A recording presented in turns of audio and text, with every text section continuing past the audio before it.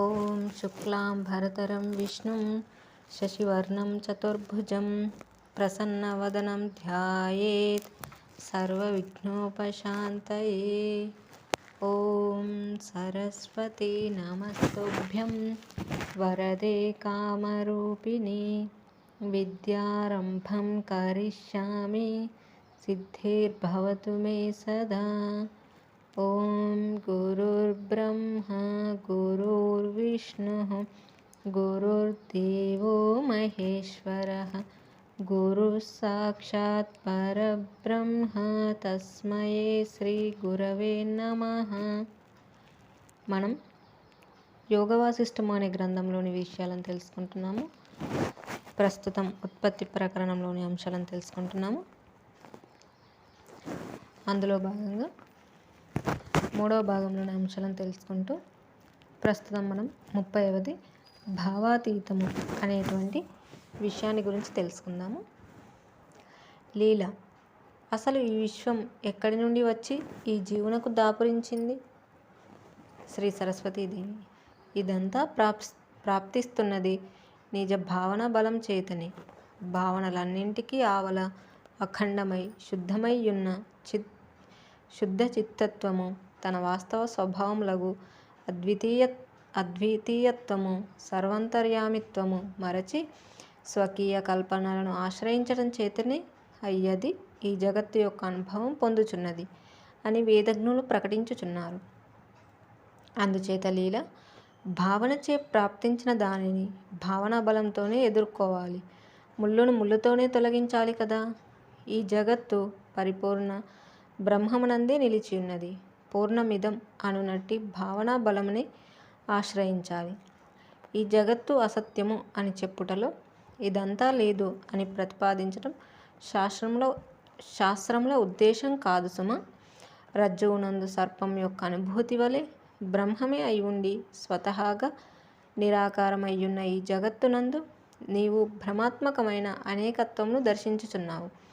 అట్టి భ్రమను త్యజించు అనున్నదే శాస్త్రంలో ఉపదేశ సారమయ్యున్నది. ఒకానొక చోట ఒక మిథ్యాభావం అనుభూతమై ఉంటుందనుకో. ఆ దురావగాహన తొలగేదెట్లా? సత్యాసత్యముల రెండింటిని సూక్ష్మబుద్ధి వివేచనములతో పరిశీలించి ఇది సత్యము, ఇది అసత్యము, ఇది గ్రాహ్యము, ఇది త్యాజ్యము అని గ్రహించుట చేతనే కదా మాయ తొలగింపబడిన తర్వాత ఇక అప్పుడు ఈ జీవుడే సర్వమునకు పరమ కారణము అను విషయం అనుభవపూర్వకంగా తప్పకుండా తెలియవచ్చుచున్నది. ఈ జీవుడు స్వతహాగానే పూర్ణుడు. అయితే నేను జీవుడను అను జీవభ్రాంతి వలననే జీవత్వం ప్రాప్తిస్తోంది. ఈ జగత్తు సత్యమవని కాకపోని ఏది ఏమైనా ఇది చిదాకాశమునందే నెలకొని ఉన్నది. మోక్షస్వరూపులమగు మేము అట్టి అనుభవంనే కలిగి ఉంటున్నాము. మమ్ములను ఆశ్రయించు మా భక్తులకు అట్టి విజ్ఞాన యోగముని ప్రసాదించుచున్నాము, బోధించుచున్నాము. అసలు ఈ సంసారం యొక్క ఉత్పాదనమునకు మూల కారణం ఏమిటి? జీవుని అందుగల భోగేచ్ఛయే ఇందుకు మూల కారణం అని చెప్పబడుచున్నది. వాస్తవానికి ఈ సృష్టి అనబడు దానికి ఇందలి సత్యత్వ మిథ్యత్వములకు సంబంధమే లేదు. ఒక విషయం సత్యం కావచ్చు, మిథ్య కావచ్చు. ఇందులో గొప్ప విశేషమంటూ ఏదీ లేదు. కానీ పొందినప్పుడే నేను సంతోషం పొందువాడనగుదును, లేకున్నా దుఃఖితుడను అను రూపం గల భోగేచ్ఛ వృత్తియే సర్వ సంసారానర్థములకు ఉత్పత్తి స్థానమవుచున్నది. అనగా ఈ జీవుడు స్వయముగా శివస్వరూపుడై ఉండి కూడా తనకు తానే ఇచ్ఛ అను దోషముచే లేక కోరుకొను విషయములు అను దోషధూళిచే కప్పబడి ఉంటున్నాడు. ఆ ఇచ్ఛలే తదనంతరం అతనికి ఇష్ట అయిష్టములుగా సుఖదుఖములుగా ప్రాప్తిస్తున్నాయి. ఆ అనుభవం ఒక్కొక్కప్పుడు సంపూర్ణంగా మునుపటి వలనే ఉంటుంది. మరొకప్పుడు ఒకంత పోలికతోనూ, ఇంకొకప్పుడు పూర్తి వ్యతిరేకంగానూ ఉంటుంది. చూచావా లీల? ఇచ్ఛను అనుసరించి దృశ్యం పొందబడడం ఈ జీవుని సత్య సంకల్పత్వ న్యాయమును నిరూపించుచున్నది. కానీ ఈ అనుభవములు అనబడినవన్నీ మిథ్యాస్వరూపములే అయి ఉండి జీవాకాశమును ఆశ్రయించుకొని ఉంటున్నాయి. ఈ జీవుని ఇచ్ఛా సంకల్పముల బలమును అనుసరించి కొన్నిసార్లు శరీర త్యాగానంతరం కూడా వెనుకటి వలనే యత్నములు, సంబంధములు, వ్యక్తులు మొదలైనవి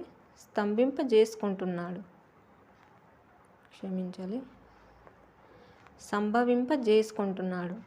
అట్లు జరుగునట్లే మన ఈ విదూరథుని విషయంలో మంత్రులు, భార్య మొదలైన వారు ఇతఃపూర్వం వలెనే ప్రతిభాసించటం జరుగుతోంది.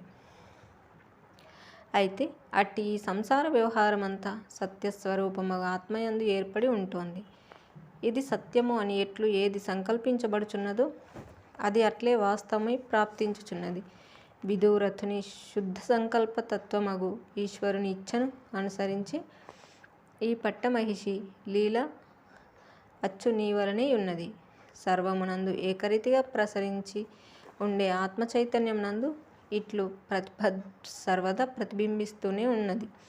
ఆయా రూపములన్నీ ఆయా అంతరంగ భావనా బలం అనుసరించే ఉదయిస్తూ ఉంటాయి.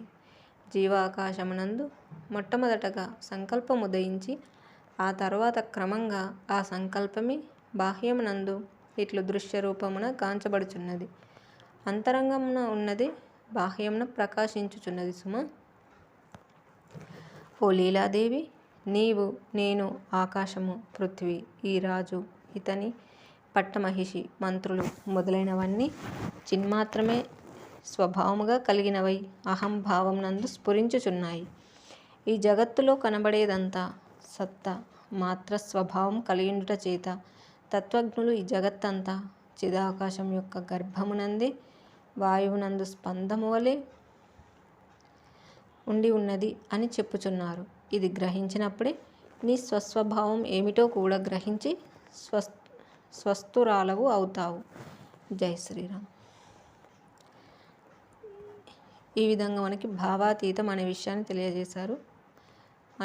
మనం ఎలాంటి భావన కలిగి ఉంటామో అవే ఆ ఇచ్చలే ఆ దృశ్య రూపాన్ని పొందుతున్నాయి అనేటువంటి అంశాన్ని ఇందులో మనకు తెలియజేయడం జరిగింది. తర్వాత ఆరాధన లక్ష్యార్థం 31వ. ఇంతలో క్రోధావేశంతో ఆయుధములు ధరించి యుద్ధరంగమునకు వెళ్ళుచున్న తన భర్తను చూస్తూ ఉన్న ద్వితీయ లీల విదూరథుని పట్టమహిషి అతడు కనుమరుగు అవగానే తన దృష్టిని మరల్చి ఆ పక్కనే ఉన్న సరస్వతీదేవిని చూచింది. వెంటనే ఆమెను సమీపించి ప్రణామం చేసింది. ద్వితీయ లీల.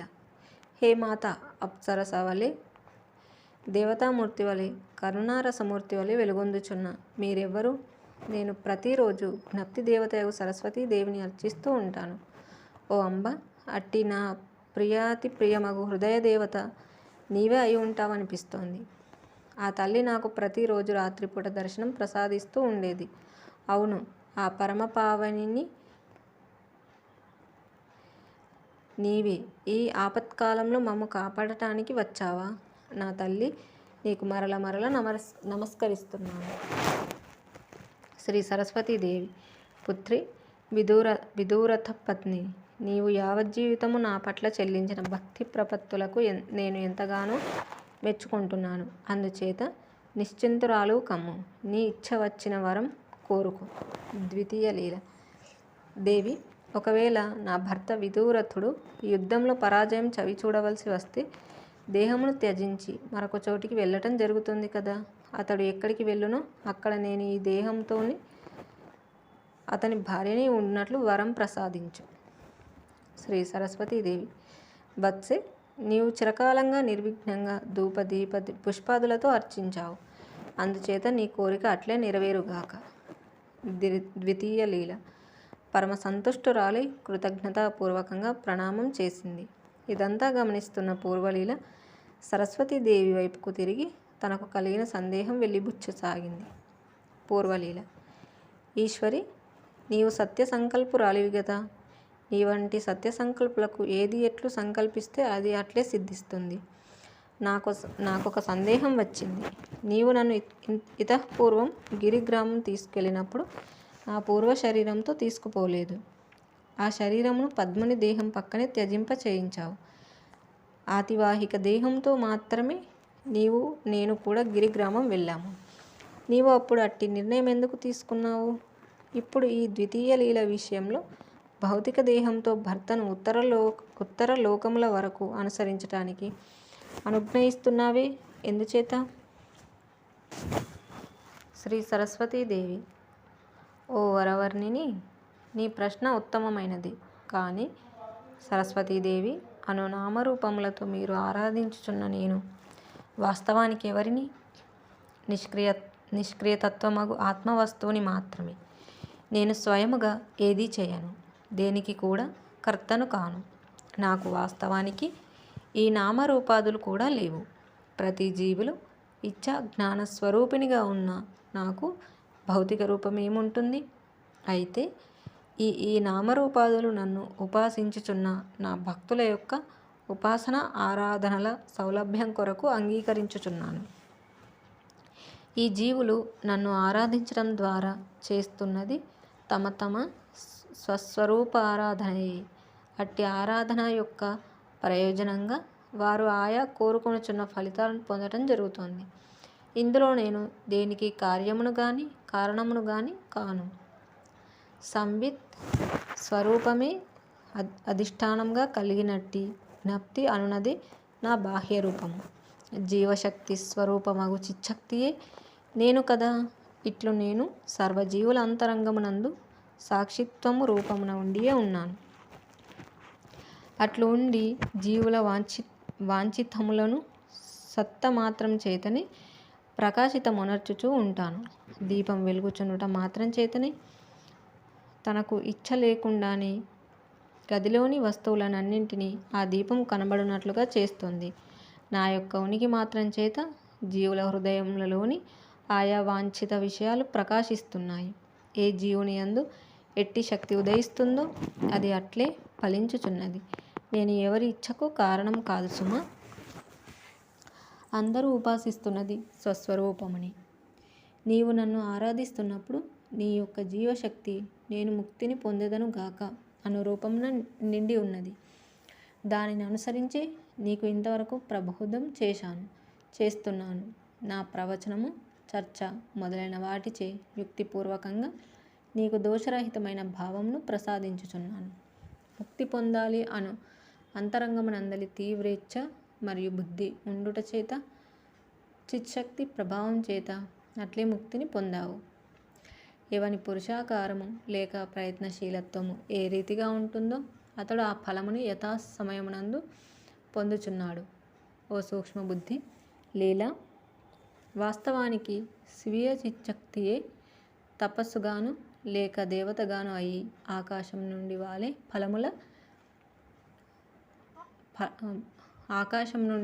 ఫలముల అను విధంగా ఆయా మిథ్యాభూతములగు ప్రయోజనములను సిద్ధింపచేయుచున్నది. అయితే ఈ జీవుడు అట్టి సమయంలో కించిత్ భ్రమకు లోనగుచు ఈ పేరుగల దేవుడు, ఆ శక్తిగల దేవత ఈ విధంగా నాకు ఈ ప్రయోజనాలను ప్రసాదిస్తుంది అని భావించుచున్నాడు. అనగా ఎవరు ఏ పేరుతో ఎట్లు ఆరాధించినా అట్లు ఆరాధించబడుచున్నది స్వీయ చిచ్చక్తియే అని గ్రహించెదవు గాక. స్వీయ చిత్ ప్రయత్నం కాకుండా ఇంకెక్కడ ఏదీ లేదు. ఆరాధన అనునది పురుషాకారం యొక్క రూపము. అట్టి ప్రయత్నశీలత్వమే ఆయా ఫలములను ఇస్తోంది. అందుచేత నీవు ఏది పొందగోరుచున్నావో దానికి అనుగుణంగా ప్రయత్నించు. అంతేగాని నామరూప క్రియాక్రమాదుల భేద దృష్టిచే భ్రమ చెందకుండెదవు గాక. చిద్భావం అనునది సృష్టి అందంతటా వ్యాపించి ఉన్నది. దాని యత్నానుసారమే ఫలశ్రీ ఉదయించటం జరుగుతోంది. కాబట్టి ఓ లీల, ఏది ఉత్తమమో, ఏ మార్గమునందు వ్రతశీలురాలు అగుటం సముచితమో శ్రేయస్కరమో మొట్టమొదట బావుగా విచారణ చేయి. శాస్త్రములు, గురువులు అందుకు నీకు సహకరించగలరు. ఆ పవిత్రమైన మార్గమును గ్రహించి అందుకొరకే ప్రయత్నించు. ఈ సంసార భ్రమలను త్యజించి ఆత్మపథమందు అచ్యుత స్థితిని ఆశ్రయించు. జై శ్రీరామ్. ఈ విధంగా ఇక్కడ మనకి ఆరాధన లక్ష్యార్థము అనేటువంటి అంశంలో సరస్వతీదేవి తెలియజేస్తుంది ఏంటంటే, నేను ఏ కార్యానికి కారణము కాదు, అంటే వారి కోరికలకు కారణమును కాదు. ఆ ఫలము కూడా వారికి ఎలా వస్తుంది, వారి యొక్క చేసిన కార్యాలు, అంటే మంచి కార్యాలని చేస్తే పుణ్యము వస్తుంది కాబట్టి ఆ విధంగా వచ్చిన పుణ్యంతో వారు కోరుకున్నటువంటి ఆ యొక్క కోరికలు అనేవి తీరటం ఆ విధంగా జరుగుతుంది. దేనితో నాకు సంబంధం లేదు. అలాగే ఇక్కడ ఇంకొక విషయాన్ని మనం గమనించాలి. ఏంటి అంటే, ఇక్కడ ఏం చెప్పారు సరస్వతీదేవి అంటే, తనకు ఈ భౌతికమైనటువంటి రూపనామాదులు అనేటువంటివి లేవు, ఆత్మస్వరూపాన్ని తను అని చెప్పింది. అయితే మరి భౌతిక రూపం ఎప్పుడు కలుగుతుంది, తీసుకునే అవసరం ఎందుకు వచ్చింది అన్నట్టుగా చెప్తూ, అది భక్తుల యొక్క సౌలభ్యం కొరకు మాత్రమే అనే విషయాన్ని మనకి ఇక్కడ చెప్తూ ఉన్నారు. ఆ విధంగా మనం చూస్తూ ఉన్నాం. ఏంటి అంటే, మన గుడులు ధ్వంసం అవుతుండడము, అలా అవుతున్నప్పుడు కొందరు మాట్లాడుతూ ఉండడం మనం చూస్తూ ఉన్నాము. ఏంటి అంటే, ఇంతమంది దేవుళ్ళు ఉన్నారు ఈ సనాతన ధర్మంలో, మరి వాళ్ళ గుళ్ళు ధ్వంసం చేస్తూ ఉంటే వారే కాపాడుకోలేకపోయారే, అంటే వారికి శక్తి లేదా అన్నట్టుగా ఏదేదో మాట్లాడుతూ ఉంటారు. నిజానికి వాళ్ళ గుడితో ఆ దేవతలకి, ఆ పరమాత్మకి అవసరం లేదు కదా. వాళ్ళకి నామరూపాలే లేదు, వాళ్ళకి భౌతిక శరీరం అనేది లేదు, వాళ్ళ శక్తి స్వరూపంగా ఉంటారు. గుళ్ళతో వాళ్ళకేంటి పని, ఆ గుడితో పని మనకు. అంటే ఎలా అంటే, మనం అంతటా విస్తరించి వ్యాపించి ఉన్నటువంటి ఆ పరమాత్మని మనం తెలుసుకోలేము అనే ఉద్దేశంతో మన కొరకు వాళ్ళ రూపాన్ని ధరించి ఉంటే, మనం ఆ రూపాన్ని ఇలా ఉంటుంది అని చెప్పి మనం అనుకొని ఆ విగ్రహాన్ని ప్రతిష్ఠించుకొని వారి స్వరూపంగా అందులో మనం చూసి మన మనస్సుని లగ్నం చేసి మన ఏకాగ్రతను పెంచుకుంటున్నాము. అంటే అక్కడ అవసరం ఎవరిది, మనది. మన కోసం మనము ఆ గుడిని నిర్మించుకున్నాము, దేవుని ప్రతిష్ఠించుకున్నాము. అంతేకాని ఆ దేవునికి ఆ గుడితో సంబంధం లేదు. ఇప్పుడు ఇక్కడ మన బాధ్యత ఏంటి, గుడి ధ్వంసం అవుతుంది అంటే దేవుడు కాపాడుకోవాల్సిన అవసరం లేదు, అది ఆయనకు అవసరం లేదు కాబట్టి.